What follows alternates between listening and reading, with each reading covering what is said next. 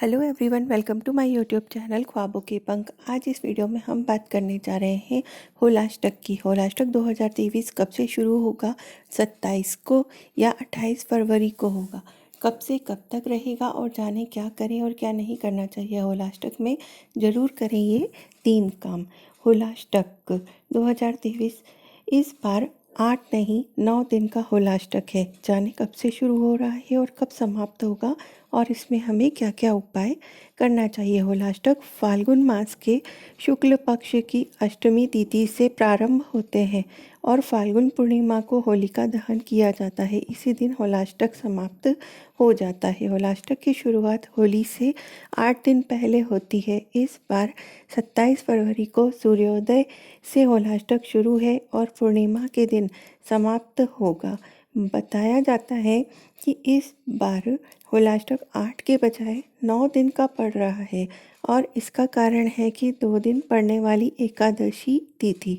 ज्योतिष पंडितों के अनुसार 2 दिन एकादशी तिथि पड़ने के कारण इस बार होलाष्टक 8 की बजाय 9 दिनों तक रहने वाला है।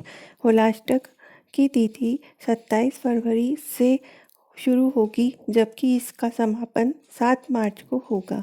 बता दें कि इस अवधि में सभी मांगलिक कार्य पूरी तरह से वर्जित होते हैं। इस दौरान भगवान विष्णु की आराधना करना चाहिए जो कि विशेष फलदायी मानी जाती है। किसी भी तरह के अशुभ प्रभाव से बचने के लिए इन दिनों में भगवान विष्णु की आराधना करनी चाहिए। वहीं इन्हीं दिनों में बुध ग्रह मकर राशि को छोड़कर शाम 4:46 पर कुंभ राशि में प्रवेश करने जा रहे हैं। 27/12 फाल्गुन में 2 एकादशी। 27 साल बाद फाल्गुन मास में शुक्ल पक्ष में 2 एकादशी जिसे 11 भी कहते हैं का संयोग बन रहा है। 2 मार्च को स्मार्त और अगले दिन वैष्णव मत वाले एकादशी व्रत करेंगे। होलाष्टक के दौरान हमें क्या क्या नहीं करना चाहिए, कौन कौन से काम नहीं करना चाहिए। धार्मिक मान्यताएं हैं कि होलाष्टक के दौरान मुंडन, विवाह, नामकरण, अन्नप्राशन सहित 16 संस्कारों में से कोई भी इन 8 दिनों के बीच नहीं करना चाहिए। ऐसी मान्यता है कि ये कार्य करने से इनके परिणाम शुभ नहीं माने जाते हैं। यदि आप कोई नया वाहन खरीदना चाहते हैं तो होलाष्टक लगने से पहले उसकी बुकिंग करा लें, लेकिन होलाष्टक के दौरान ये ना करें। इसके बाद वाहन को होली पर घर लेकर आए, होलाष्टक के दौरान ना लाएं। इस दौरान किसी नए व्यवसाय की शुरुआत भी ना करें। ज्योतिष शास्त्र के अनुसार होलाष्टक के दिनों में अधिकतर ग्रह उग्र अवस्था में होते हैं। ऐसे में उनका सहयोग नहीं मिल पाता। इस कारण व्यवसाय में घाटा होता रहता है। होलाष्टक के दौरान किसी मकान प्लॉट की रजिस्ट्री भी ना कराएं। मकान बनवाने का काम अगर आप होलाष्टक से पहले करते आ रहे हैं तो इसे जारी रहने दें, लेकिन इसकी शुरुआत होलाष्टक से नहीं करना चाहिए।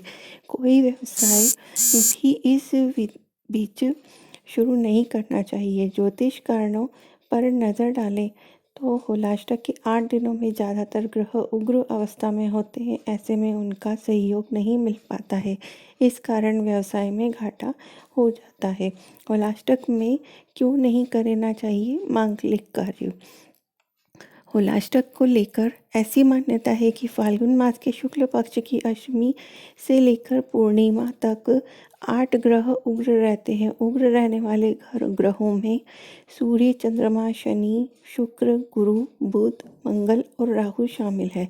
माना जाता है कि इन ग्रहों के उग्र रहने से मांगलिक कार्यों पर नकारात्मकता का प्रभाव पड़ सकता है। इसी वजह से मांगलिक कार्य नहीं करने चाहिए।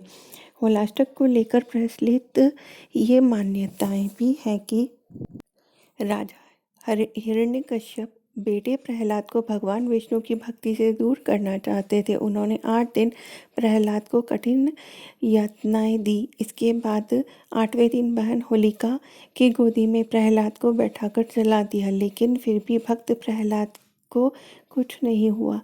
इन 8 दिनों में प्रहलाद के साथ जो हुआ उसके कारण होलाष्टक लगते हैं। वही नई शादी और लड़कियों को ससुराल की पहली होली देखने की मनाही भी होती है। भारतीय पंचांग के अनुसार होली का पर्व प्रत्येक वर्ष फाल्गुन मास के शुक्ल पक्ष की अष्टमी को आता है। इसके अगले दिन यानी कि चैत्र मास की प्रतिपदा तिथि के दिन अलग अलग प्रकार से होली खेली जाती है। होली के त्यौहार से ठीक 8 दिन पहले होलाष्टक लग जाता है। इस शब्द की उत्पत्ति होली और अष्टक से हुई थी। होलाष्टक का अर्थ होता है होली के 8 दिनों से होता है। वेद अर्थ के अनुसार इन 8 दिन में किसी भी प्रकार का शुभ कार्य इसीलिए नहीं किया जाता है।